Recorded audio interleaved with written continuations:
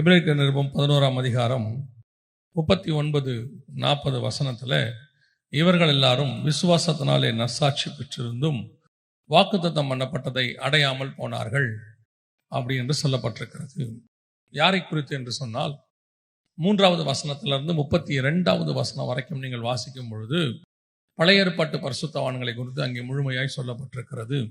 ஆபேலிலே ஆரம்பித்து 32வது வசனம், பின்னும் நான் என்ன சொல்லுவேன், எப்தா, பாராக், சிம்சோன், தாவீது, சாமுவேல் என்பவர்களை குறித்தும் தீர்க்கதரிசிகளை குறித்தும் விவரம் சொல்ல வேண்டுமானால் காலம் போதாது. அங்கே பழைய ஏற்பாட்டு பரிசுத்தவான்கள் அத்தனை பேரும் இருக்கிறார்கள்.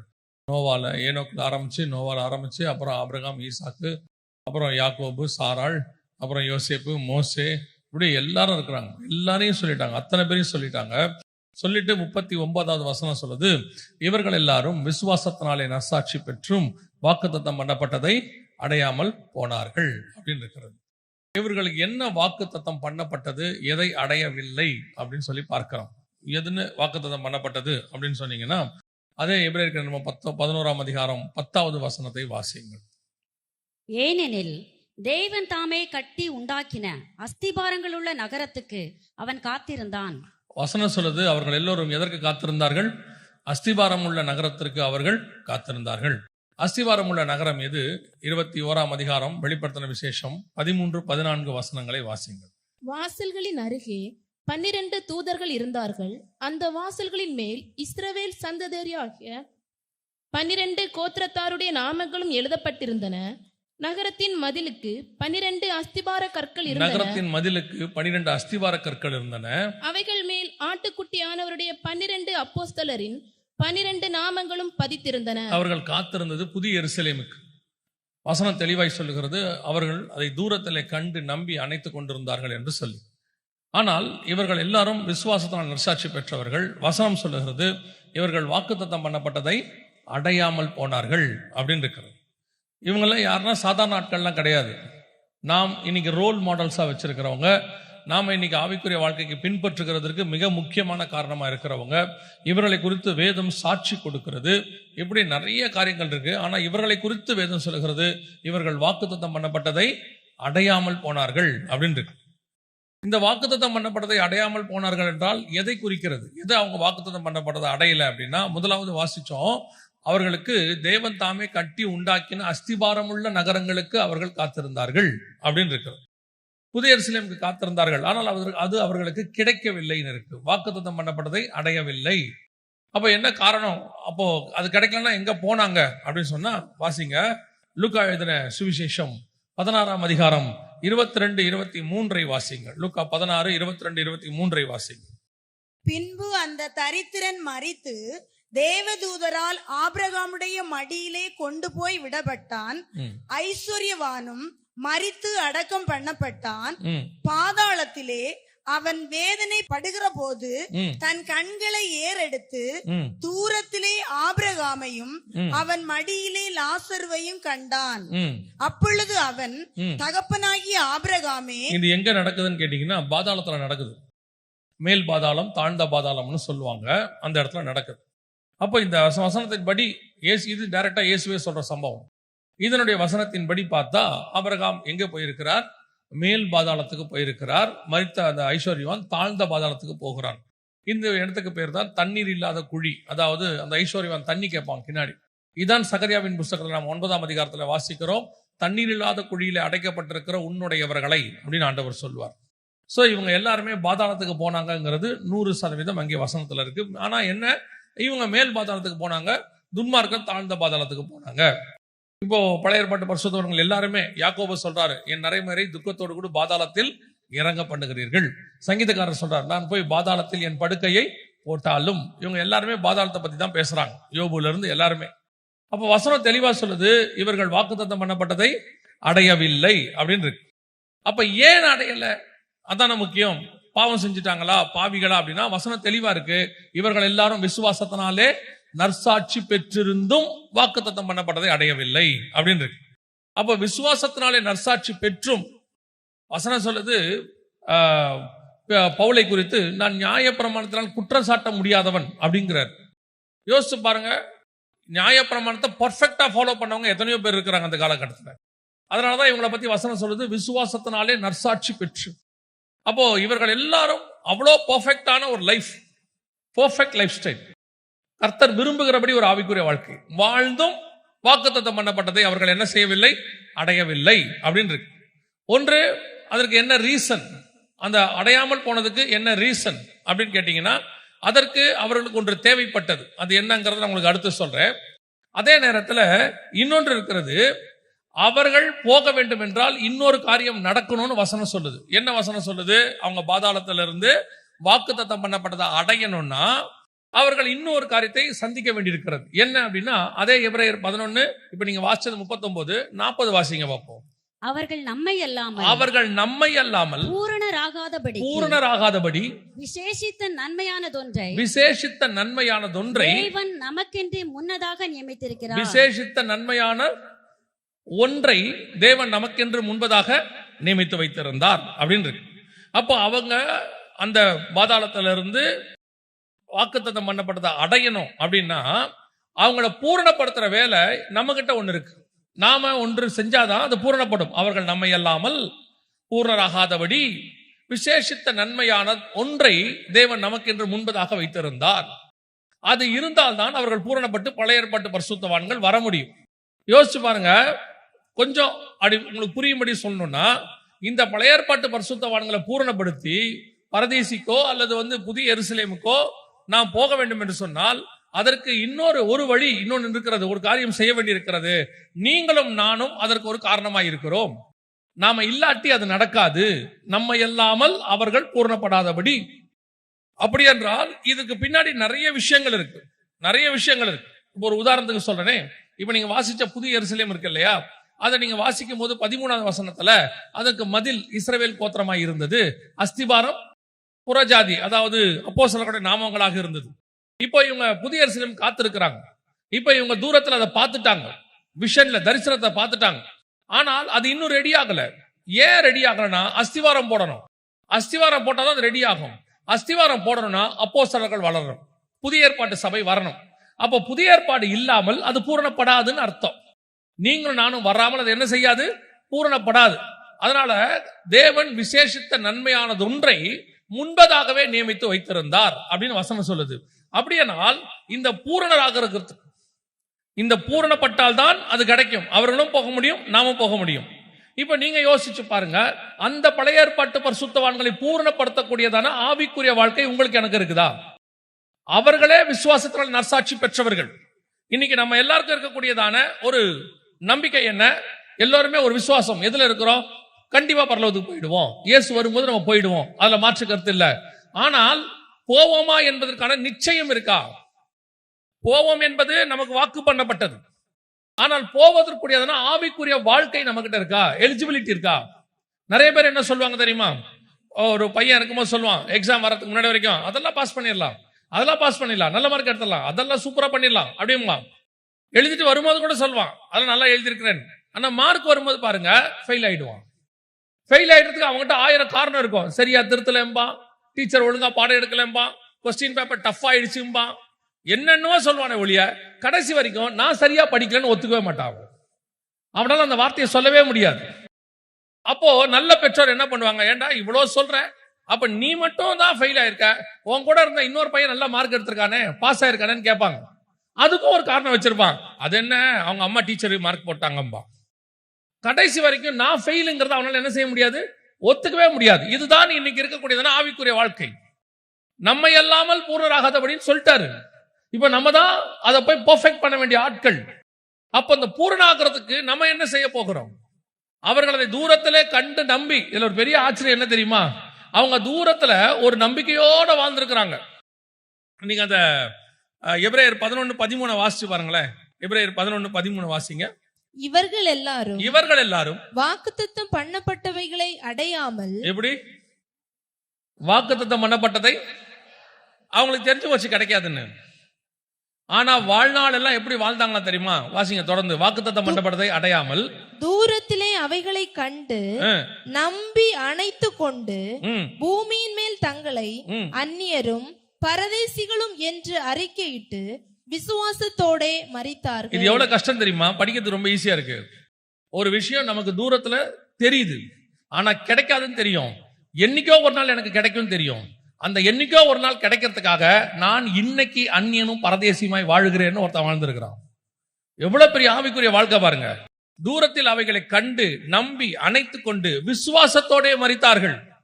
வாக்குத்தத்தம் பண்ணப்பட்டதை அடையாமல். வசனம் தெளிவா இருக்கு. வாக்குத்தத்தம் பண்ணப்பட்டதை அடையாமல். அடையல, அவங்களுக்கு கிடைக்கல. அவங்களுக்கு வாக்கு பண்ணப்பட்ட புதிய எருசலேம் கிடைக்கல. ஆனாலும் தூரத்துல ஒரு நாள் வரும், ஒரு நாள் எனக்கு கிடைக்கும், ஒரு நாள் அதனை அடைவேன், ஒரு நாள் நிச்சயம் அந்த இடத்துக்கு நான் போவேன். விசுவாசத்தோடு கூட மரித்தார்கள். அதுக்காக என்ன பண்ணாங்களா, அதை அடையறதுக்கு நான் என்ன செய்யணுமோ அந்த வாழ்க்கையை நான் இப்போவே பூமியில வாழ்றேன், அந்நியரும் பரதேசியும் என்று அறிக்கையிட்டு. அப்ப இப்படி வாழ்ந்தவனுக்கே அது கிடைக்கலையே, இப்ப நீங்களும் நானும் அவனை பூரணப்படுத்த வேண்டியவன். நீங்கள் நானும் எப்படி இருக்கணும்? இப்ப யோசிச்சு பாருங்க. கிடைக்காதுன்னு தெரியுது, இப்ப கிடைக்காதுன்னு தெரியுது, தூரத்துலதான் இருக்கு, பக்கத்துல இல்ல. ஆனா அதுக்காக அந்நியரும் பரதேசியும் அறிக்கையிட்டு விசுவாசத்தோடு வாழ்ந்து மரிச்சிட்டானா. அவன் அப்படி வாழ்ந்து மரிச்சவனே பூரணப்படலையாம். இப்ப நீங்களும் நானும் அவனை பூரணப்படுத்த வேண்டியவங்களாம். நம்ம போனாதான் அது பூரணப்படுமா? அப்ப பூரணப்படுத்த வேண்டியவன் எப்படி இருக்கணும் பாருங்க. பூர்ணப்படுத்த வேண்டியவனுடையதான ஆவிக்குரிய வாழ்க்கை எப்படி இருக்கணும்? அப்ப நம்ம என்ன பண்ணா அவனை பூர்ணப்படுத்துவோம், நம்மளும் பூர்ணப்படுவோம். இந்த புதிய ஏற்பாட்டு சபை இருக்குது, இது 2000 வருஷத்தினுடையதான ரகசியம். ஆபிரகாம் காலத்திலிருந்து இயேசு கிறிஸ்து வருகிற வரைக்கும் இது ரகசியம்னு பவுல் எழுதுறார். இதை மறைச்சு வச்சிருந்தாராம். இயேசு கிறிஸ்துவின் நாமத்தை மறைச்சு வச்சிருந்தாராம். சுவிசேஷம் என்கிற ரகசியத்தை மறைச்சு வச்சிருந்தாராம். ஏன்னா சுவிசேஷங்கிறது பரலோகத்துக்கு போகிற வழி. இயேசு கிறிஸ்துவின் நாமம் என்பது நித்திய ஜீவனுக்கான வழி. பரலோகம் என்பது திறக்கப்படாத ஒரு கதவாக அவர்களுக்கு இருந்துச்சு. யாருக்கு? பழைய ஏற்பாட்டு பரிசுத்தவான்கள். இன்னைக்கு நீங்கெல்லாம் பார்த்து பிரமிக்கிற, நாமெல்லாம் பார்த்து பிரமிக்கிற ஒரு ஆளு ஆபிரகாம், ஈசாக்கு, யாக்கோபு, தாவீது, மோசே. மோசேயோட ஃபர்ஸ்ட் எக்ஸ்பீரியன்ஸ் என்ன தெரியுமா? முச்சடியில போய் தேவனை பார்க்கிறது. வாழ்நாள் முழுக்க நமக்கு அந்த எக்ஸ்பீரியன்ஸ் கிடைக்க மாட்டேங்குது. மோசேயோட ஃபர்ஸ்ட் எக்ஸ்பீரியன்ஸே முச்சடியில போய் பார்த்துட்டாரு. அடுத்து மலை மேல பாக்குறாரு, அந்த காட்சி பயங்கரமா இருக்கு. அந்த ஆள் அதுக்கு திருப்தியே ஆவல பாருங்க. அதுக்கப்புறம் கேட்கிறாரு, முகமுகமாய் பார்க்கணும், நான் உன்னுடைய மகிமையை பார்க்கணும்.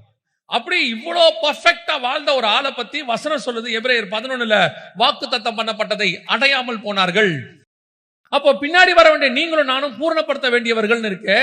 நீங்களும் நானும் என்ன அடிப்படையில் ஆவிக்குரிய வாழ்க்கை வாழ்ந்து கொண்டிருக்கிறோம்? உங்களாலேயும் என்னாலேயும் அதை பண்ண முடியுமா? நீங்களும் நானும் அந்த பூர்ணப்படுத்துற இடத்துக்கு இருக்கிறோமா? இந்த ஆராய்ச்சி தான் இப்ப நீங்க பண்ண வேண்டியது. நம்மை நாமே நிதானித்து அறிந்தோமனால் ஆவிக்குரிய வாழ்க்கையினுடைய ஸ்டாண்டர்ட் எங்க இருக்குது? இங்க என்ன பிரச்சனை அப்படின்னு கேட்டா, நான் பாஸ் பண்றதுக்கே தடுமாறிக்கிட்டு இருக்கிறேன். ஆனா இங்க என்ன பிரச்சனை, நமக்கு என்ன டார்கெட்னு கேட்டா, நீ பாஸ் பண்ணி ஒரு கூட்டத்தையும் பாஸ் பண்ணி கூட்டு வந்துருங்கிறாங்க. நான் பாஸ் பண்றது எங்க கஷ்டம் தடுமாறிக்கிட்டு இருக்கும் போது இன்னொரு கூட்டத்தையும் பாஸ் பண்ணி கூட்டிட்டு வானா, அந்த கூட்டம் யாருப்பா? அவங்க எல்லாம் 99 எடுத்தவங்க, 100 எடுக்கல. அவங்களை எப்படியாவது 100 எடுக்க வச்சிரு நம்ம கிட்ட டாஸ்க் கொடுத்திருக்கிறார் ஆண்டவர். நானே 35க்கு தடுமாறிட்டு இருக்கிறேன். எனக்கு என்ன டார்கெட்? அவங்க எல்லாம் 95 97 எடுத்தாலே அவங்களை எப்படியாவது 100 எடுக்க வச்சிரு. இதுதான் இன்னைக்கு உங்களுக்கும் எனக்கும் வைக்கப்பட்டிருக்கிறதான ஸ்பிரிச்சுவல் டாஸ்க். சபை இன்னும் அந்த நிலையை பத்தி உணரவே இல்லை.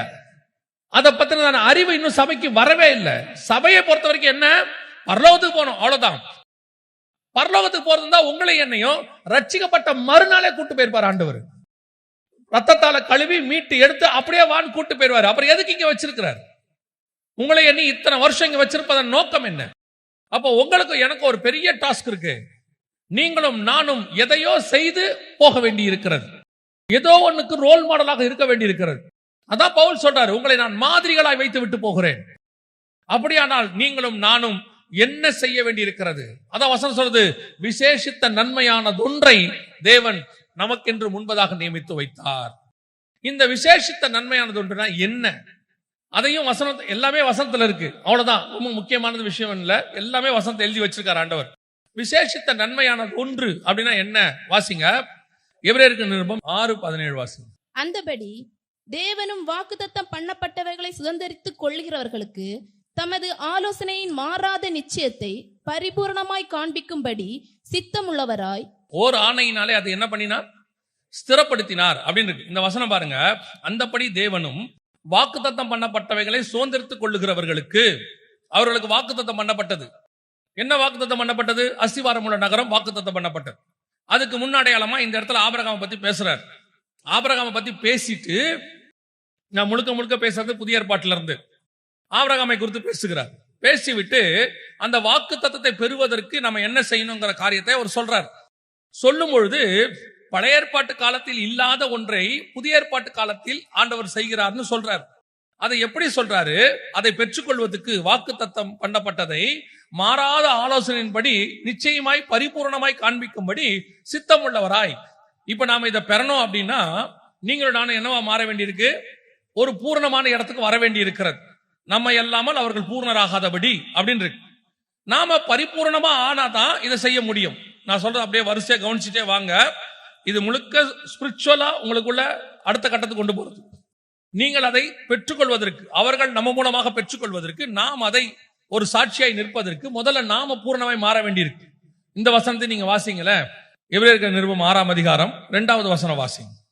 ஸ்நானங்களுக்கு அடுத்த உபதேசம் கைகளை வைக்குதல். ஸ்நானங்களுக்கு அடுத்த உபதேசம் கைகளை வைக்குதல். மரித்தோரின் உயிர்த்தெழுதல். மரித்தோரின் உயிர்த்தெழுதல். நித்திய நியாய தீர்ப்பு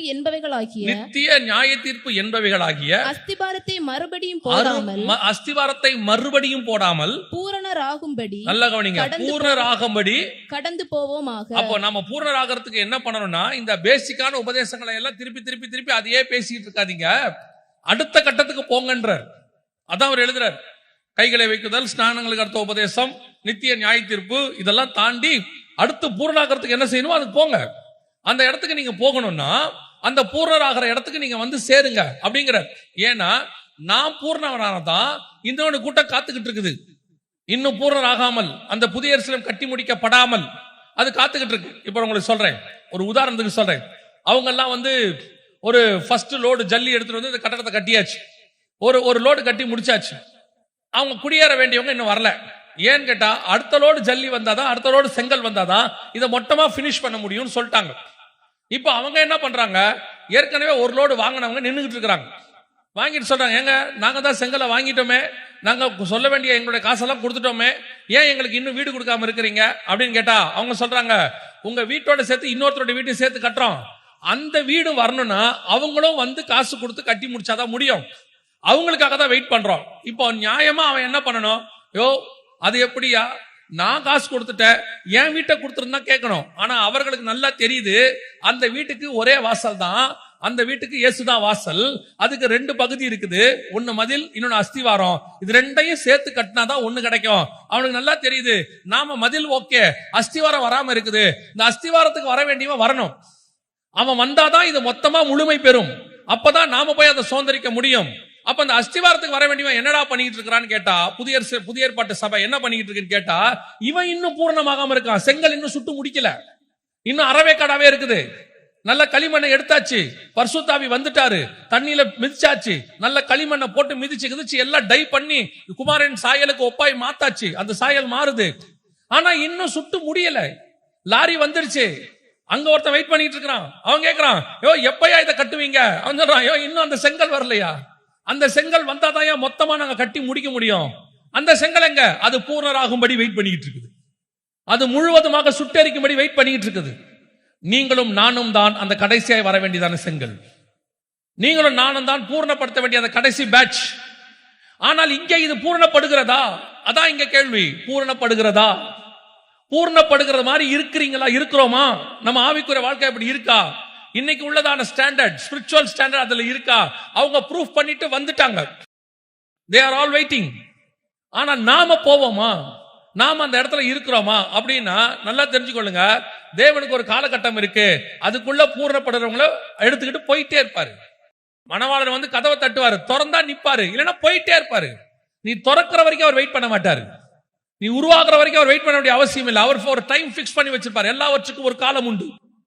இப்போ அதைத்தான் சொல்றாரு. இப்போ நீங்களும் நானும் பூர்ணராகும்படி கடந்து போவோம். ஏன்? நீங்க நானும் பூர்ணரானாதான் அங்க போய் பூர்ணராக முடியும். இப்போ நீங்க நானும் மட்டும் அப்படி என்ன ஸ்பெஷல்? அவங்க அவ்வளவு தூரம் பண்ணாங்களே, அவங்களே பூர்ணப்படலையே, நாம எப்படி பூர்ணப்பட்டுருவோம் அப்படின்னா அதுக்கு தான் அந்த வசனம் சொல்லுது. எபிரேயர் 11:40, விசேஷித்த நன்மையானது ஒன்றை உங்களுக்கு எனக்கு என்ன பண்ணாரு? நியமித்து வைத்திருந்தார். என்ன நியமித்து வச்சாரா? பூர்ணராகும்படி. அவங்களுக்கு இல்லாத ஒண்ணு நமக்கு இருக்குதா? அவன் பூர்ணமானவன், ஆனா ஃபுல்ஃபில்மெண்ட் ஆகல. ஆனா உங்களுக்கு எனக்கும் அதை விட பெஸ்ட் ஒண்ணு வச்சிருக்கிறாரா? என்ன வச்சிருக்கிறாரு? அதுதான் இப்ப வாசிங்க. 6ஆம் அதிகாரம் எபிரேயருக்கு நிருபம் 17வது வசனத்தை இப்ப வாசிங்க பாப்போம். அந்தபடி தேவனும் வாக்குத்தத்தம் பண்ணப்பட்டவைகளை சுதந்தரித்துக் கொள்ளுகிறவர்களுக்கு, வாக்குத்தத்தம் பண்ணப்பட்டவைகளை சுதந்திரித்துக் கொள்ளுகிறவர்களுக்கு, நமக்கு தமது ஆலோசனையின் மாறாத நிச்சயத்தை பரிபூர்ணமாய் காண்பிக்கும்படி சித்தமுள்ளவராய் ஓர் ஆணையினாலே அதை ஸ்திரப்படுத்தினார். அது என்ன ஆணை? ஓர் ஆணை இருக்குதாம். அதான் விசேஷித்த நன்மையானது ஒன்று. அது என்ன ஆணை அப்படின்னு கேட்டீங்கன்னா வாசிங்க. 110ஆம் சங்கீதம் 4வது வசனம் வாசிங்க. நீர் மெல்கிசேதேக்கின் முறைமையின்படி என்றென்றைக்கும் ஆசாரியராய் இருக்கிறீர் என்று கர்த்தர் ஆணையிட்டார். மனம் மாறாமலும் இருப்பார். அதான் அந்த ஆணை. என்ன ஆணை?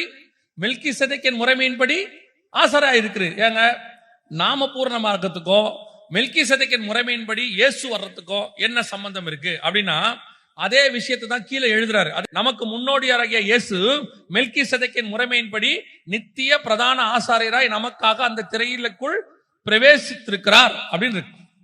ஏங்க, நாம பழைய ஏற்பாட்டு பரிசுத்தவான்களை பூரணப்படுத்துறதுக்கு நமக்கு மெல்கிசேதேக்கின் முறைமையின்படி ஒரு ஆணை இருக்குதுன்னா இதுக்கு அதுக்கு என்ன சம்பந்தம் அப்படின்னு கேட்டீங்கன்னா நல்லா புரிஞ்சுக்கொள்ளுங்க. மெல்கிசேதேக்கின் முறைமை என்பதுதான் தேவனுடைய ஆதி கால திட்டம். என்ன திட்டம்? ஆதி கால திட்டம். வாசிங்க ஆதியாகமம் 14:18 வாசிங்க.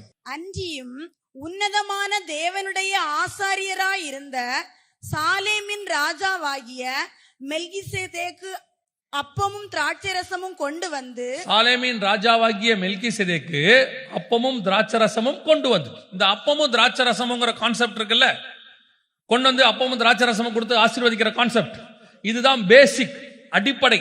இதுதான் பரலோகத்தினுடையது. நீங்க அடிக்கடி ஒரு வார்த்தை இயேசு நமக்கு ஜெபம் பண்ண சொல்லி கொடுத்தார்ல, உம்முடைய ராஜ்யம் வருவதாக.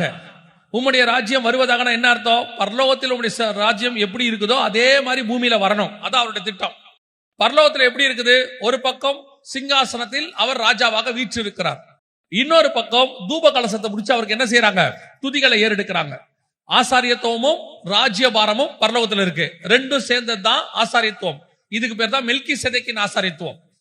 இது பரலோகத்துல உள்ளது.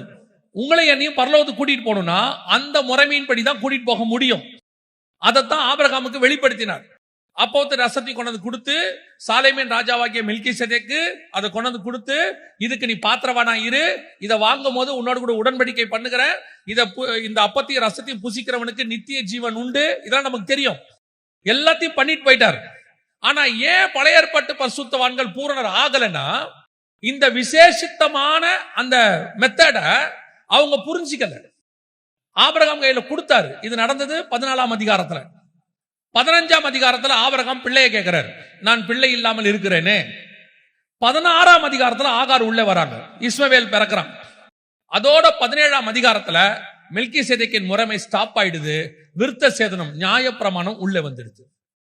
திருப்பி சொல்றேன், கவனிங்க. 14ஆம் அதிகாரத்துல பரலோகத்துக்கான முறைமை, மெல்கிசேதேக்கின் முறைமைய ஹெவனுக்கு போறதுக்கான ஒரு வாய்ப்பை ஆபிரகாமுக்கு வெளிப்படுத்துறாரு. ஆனா 15ஆம் அதிகாரத்துல ஆபிரகாம் அதை வாங்கிட்டு சாதாரணமா உலக பிரகாரமா இன்னைக்கு நீங்க சர்ச்சுக்குள்ள உட்கார்ந்து பண்ணிக்கிட்டு இருக்கிற ஜபத்தை அவர் அன்னைக்கு பண்றாரு. இதே ஜபம், பிள்ளை இல்ல, வீடு இல்ல, வாசல் இல்ல, வேலை இல்ல, அது இல்ல, இது இல்ல, இதே காரியத்தை அவர் பண்றார். பண்ண உடனே ஆட்டோமேட்டிக்கா அவரோட விஷன் உலகத்துக்கு மேல திரும்பிடுச்சு. திரும்பின உடனே சாரால வந்து சொல்றாங்க, இப்படி வேணா ஒன்று பண்ணிக்கலாமா, என் வழியா தான் பிள்ளை வரணும்னு இல்ல, நீங்க வேணா ஆகார் வழியா போய்க்கிங்க. வேர்ல்டு மெத்தடுக்கு வந்துட்டார், உலகத்தின் முறைமைக்கு வந்துட்டார். வந்த உடனே ஆட்டோமேட்டிக்கா பரலோகத்தினுடைய விஷன் நின்றுச்சு. இந்த உலகத்தின் மெத்தட் ஸ்டார்ட் ஆயிடுச்சு. ஒரு துஷ்ட மனுஷன் பிறந்துட்டான். அதுக்கப்புறம் 13 வருஷம் கர்த்தர் ஆபிரகாமோடு கூட பேசல. 13 வருஷம் பேசல. 16ஆம் அதிகாரம் ஆதியாகமத்தின் புஸ்தகம் கடைசி வசனம் வாசிங்க. 16 கடைசி வசனம். ஆகார் ஆபிரகாமுக்கு இஸ்மவேலை பெற்றபோது, ஆகார் ஆபிரகாமுக்கு இஸ்ரவேலை பெற்றபோது ஆபிரகாம் 84 வயதாய் இருந்தான். 86 வயதாய் இருந்தான். அடுத்த அதிகாரம் ஃபர்ஸ்ட் வசனம். ஆபிரகாம் 99 வயதான போது, 99 வயதான போது கர்த்தர் ஆபிரகாமுக்கு தரிசனமாகி 13 வருஷம் கர்த்தர் பேசவே இல்லை, ஸ்டாப் பண்ணிட்டார். அவ்வளவுதான். ஏன்? நான் உன்னை கூப்பிட்டது ஒரு மேலான அழைப்பு, மெல்கிசேதேக்கின் முறைமையின்படி உள்ள அழைப்பு, அப்பமும் ரசமும் உள்ள அழைப்பு. அந்த அழைப்பை உனக்கு கொடுத்து உன்னை பரலோகத்துக்குரியதான சந்ததியை மாத்துறாரு. இதுக்கும் பெரிய, இது வந்து மிகப்பெரிய ஹெவன்லி பிளான். ஏன்னு கேட்டீங்கன்னா, இது ஆதாம் தவற விட்டது. ஆதாம் தவற விட்டதை அடுத்த 2000 வருஷம் கழிச்சு ஆபிரகாம் கொடுக்கிறாரு. 2000 வருஷம் கழிச்சு, உங்களுக்கு தெரியும் நினைக்கிறேன், ஆதாம் என்பது எல்லாத்துக்கும் உள்ள ஆதி தகப்பன் அவன் தான், ஆதாம் தான். ஆபிரகாம் முதலாம் தகப்பன். ஆபிரகாம் என்ற வார்த்தைக்கு மேலான தகப்பன் அர்த்தம். ஆபிரகாம் அப்படின்னா ஜாதிகளின் தகப்பன் அர்த்தம். அவனும் தகப்பன் தான், ஸ்டார்டிங் பாயிண்ட். ஆனால் அவனுக்கு அந்த விஷன் கிடைக்கல. மெல்கிசேதேக்கின் முறைமையின் பின்னாடி இருக்கிற விஷன் கிடைக்காததுனால சர்வசாதாரணமா, ஆனால் ஒரு இடத்தில் ஆபிரகாமுக்கு அது தெரிய வருகிறது. அதனாலதான் அவர் சொல்றாரு, அதை அல்ல அதிலும் மேன்மையான பரமதேசத்தையே அவன் நாடினான். ஏன் தெரியுமா? 15ஆம் அதிகாரத்துல பிள்ளையை கேட்டாரா? பிள்ளையை கேட்டுட்டு அடுத்து என்ன கேட்பார் தெரியுமா? அதே 15ஆம் அதிகாரத்துல, ஆண்டவரே எதினால் இந்த தேசத்தை நான் சுதந்திரத்துக் கொள்ளுவேன் அப்படின்னு கேட்பாரு. அங்கதான் பலிகிலி எல்லாம் வரும். இப்ப அவருக்கு ஹெவன்லி விஷன் போயிருச்சு. அவர் அதை விட்டுட்டார். அதோட விளைவு என்ன ஆயிடுச்சு? இஸ்மவேல் வந்துட்டா, உலக ராஜ்யம் வந்துருச்சு. இப்ப எல்லாம் மாறி போய் கர்த்தர் 13 வருஷம் பேசல, இதெல்லாம் முடிஞ்சிருச்சு. 17ஆம் அதிகாரத்துல நியாயப்பிரமாணம் வந்துருச்சு. அதுதான் தற்காலிகமானது, டெம்பரவரி. 2000 வருஷம் இயேசு வர வரைக்கும் நியாயப்பிரமாணம். இப்போ வசனம் சொல்லுது, அவர்கள் நம்மை அல்லாமல் பூர்ணராகாதபடி விசேஷித்த நன்மையானதொன்றை தேவன் முன்பதாக நமக்கு நியமித்தார். என்ன தெரியுமா? அவன் இழந்து போன அந்த திராட்சை ரசம் அதுக்கப்புறம் யார் கையிலும் கொடுக்கப்படவே இல்லை. அதுக்கப்புறம் 1000 வருஷம் கழிச்சு ஒருத்தங்கிட்ட கொடுத்தாரு. ஆபிரகாமுக்கு அப்புறம் இன்னொருத்தனை நம்புறாரு கர்த்தர். வாசிங்க 2 சாமுவேலின் புஸ்தகம் 6ஆம் அதிகாரம் 19வது வசனம் வாசி. இஸ்ரவேலின் திரள் கூட்டமான ஸ்திரீ புருஷராகிய சகல ஜனங்களுக்கும் அவரவருக்கு ஒவ்வொரு அப்பத்தையும் ஒவ்வொரு இறைச்சி துண்டையும் ஒவ்வொரு படி திராட்சை ரசத்தையும் பங்கிட்டான். இப்ப தாவீது எடுத்து என்ன கொடுக்கிறாரு? அப்பம், திராட்சை ரசம், இறைச்சி. இதைத்தான் இயேசு சொன்னாரு, அப்பத்தையும் திராட்சை ரசத்தையும் கொடுத்து, இது உங்களுக்காக பிற்கப்படுகிற என்னோட சரீரமாய் இருக்கிறது என்று சொன்னார். இதே கம்யூனியனை அடுத்த 1000 வருஷம் கழிச்சு யாரு கொடுக்கப்பட்டது? தாவீது கொடுக்கப்பட்டது. இப்ப தாவீது தான் இயேசு கிறிஸ்துவினுடைய ராஜ்யபாரத்தினுடைய ஸ்டார்டிங் பாயிண்ட். தாவீதின் சிங்காசனத்தில் வீற்றிருக்கிறவர் சொல்லுகிறதாவது, தாவீதின் நட்சத்திரத்தை உடையவர் சொல்லுகிறதாவது, தாவீதின் கூடாரத்தை எடுப்பித்து கட்டுவேன், இதெல்லாம் சொல்லப்பட்டது. தாவீது என்பது இயேசு கிறிஸ்துக்கான மிக முக்கியமான முன்னடையாளம். ஆபிரகாம் மிஸ் பண்ணது 1000 வருஷம் கழிச்சு தாவீது கிட்ட கொடுக்கிறார். இப்ப தாவீதும் அடுத்த சில காரியங்களை அதை மிஸ் பண்றார். நம்ம எல்லாருக்கும் தெரிந்திருக்கிறபடி தேவ சித்தத்துக்கு விரோதமான சில காரியங்களை செய்த போது, இப்ப எப்படி ஆபிரகாம் ஆகார் விஷயத்துல மிஸ் பண்ணாரோ, அதே மாதிரி தாவீதும் தேவாலயம் விஷயத்துல மிஸ் பண்ணிட்டார். சோ அதை விட்டுட்டார். இப்ப போயிடுச்சு. இப்போ அதுக்கப்புறம் இது எந்த ஒரு காரியத்தோ அடுத்த 1000 வருஷம் இயேசு கிறிஸ்து. ஆபிரகாமுக்கு அப்புறம் 1000 வருஷம் தாவீது, தாவீதுக்கு அப்புறம் 1000 வருஷம் இயேசு கிறிஸ்து. இயேசு கிறிஸ்து வந்து திருப்பி கம்யூனியன் எடுத்து கொடுத்திருக்காரு. இப்ப யார்கிட்ட கொடுத்திருக்காருன்னா, உங்களுக்கும் எனக்கும் புறஜாதியா இருக்கு 1 கொரிந்தியர்ல கொடுத்திருக்காரு. அதை இஸ்ரவேல் கிட்ட கொடுக்கல. இப்ப யோசிச்சு பாருங்க, இந்த விசேஷித்த நன்மையானதொன்றை ஆபிரகாம் கிட்ட கொடுத்து அவர்கள் இழந்துட்டார்கள், தாவீது கிட்ட கொடுத்து அவர்கள் இழந்துட்டார்கள். இப்ப கர்த்தர் என்ன பண்ணிருக்கிறாரா? அந்த ஒன்றை உங்க கையிலும் என் கையிலும் கொடுத்து வச்சிருக்கிறாரா. அல்லேலூயா. இப்போ அவர்கள் இழந்ததை நீங்களும் நானும் பூரணப்படுத்த வேண்டிய இடத்துல இருக்கிறோம். அதுதான் உங்க கையில இருக்கிற கம்யூனியன். விசேஷமா அப்பமும் ரசமும் அத ஆண்டவர் உங்ககிட்ட எங்கிட்ட கொடுத்து வச்சிருக்கிறாராமா. நீங்கள் நானும் அதை சுதந்திரிக்கும்படி கர்த்தர் கொடுத்து வச்சிருக்கிறார். இப்ப நாம என்ன செய்யறோம்? அந்த பூரணப்படுத்துற இடத்துல இன்னைக்கு நீங்களும் நானும் இருக்கிறோமா?